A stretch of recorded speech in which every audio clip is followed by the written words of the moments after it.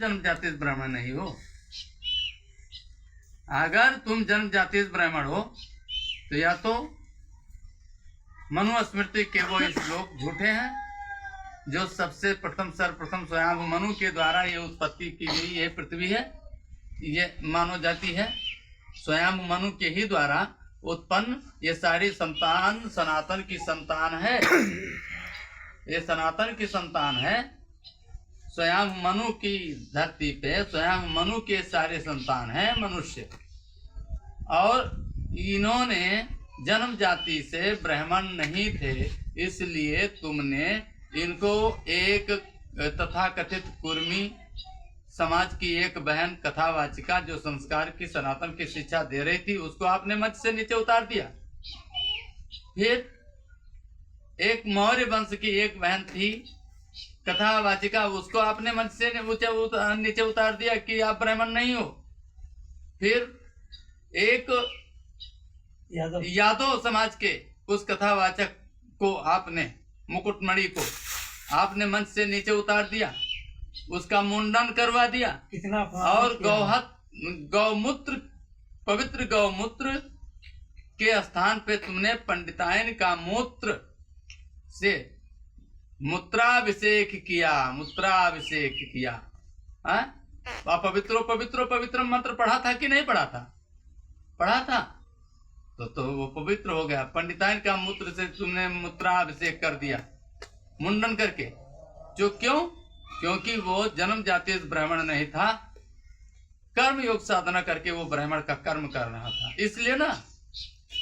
तो तुम भी जन्म जाति ब्राह्मण वो भी नहीं है, और जन्म जाति ब्राह्मण आप भी नहीं हो। यदि स्वयं मनु द्वारा लिखित स्मृति मनु स्मृति, यदि मनु स्मृति के श्लोक सत्य हैं तो जन्मना जायते शूद्राः संस्कारे द्विजुचता, जन्म जाति से सभी लोग शूद्र ही जन्म लेते हैं। संस्कारे द्विजुचता, संस्कारों से ब्राह्मण क्षत्रिय शूद्र वैश्य होते हैं।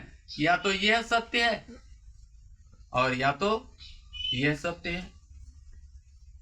आप ही पूरी दुनिया को बताते हो ब्रह्मणो यस्मुखमासीत बाहु राजन्य कृता, आप पढ़ते हो ना, ब्राह्मण भगवान के मुख से जन्म लिया है, क्षत्रिय भगवान की भुजाओं से जन्म लेता है, वैश्य भगवान के उदर से जन्म लेता है, शूद्र भगवान के चरणों से जन्म लेता है। आप ही बताते हो। तो आप लोगों का, हम लोगों का, सभी लोगों का तो जन्म माँ के गर्भ से हुआ है, फिर आप ब्राह्मण कैसे हो गए?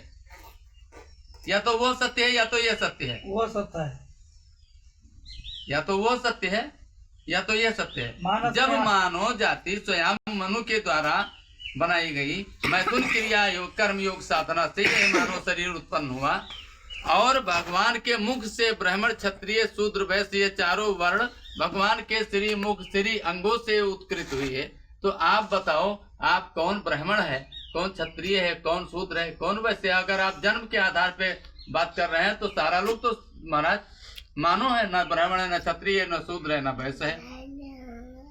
गीता में लिखा है, गीता में लिखा है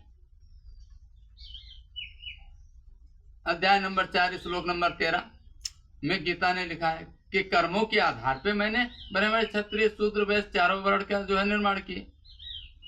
तो भैया ये जात पात की करो विदाई। अब ये हम नहीं कहूंगा कि हम सब हिंदू भाई भाई, क्योंकि हम हिंदू कम सनातनी ज्यादा हूं। मेरा कोई ज्यादा जात विशेष पे ये वाणी नहीं है। सभी वर्ग के समूह के लिए संत शरीर धारण करता है, और सभी वर्ग समूह के लिए संत एक पिता के स्वरूप में, शिव के स्वरूप में होता है। सारा संसार का सनातन आत्मा उस संत का ही संतान है, इसलिए उस पुत्र और पिता के संबंध को स्थापित करते हुए उस संत भगवान को मैं यही कहूंगा कि समस्त मानव जाति के लिए ना कोई हिंदू है, ना कोई मुसलमान, ना कोई सिख, ना ईसाई।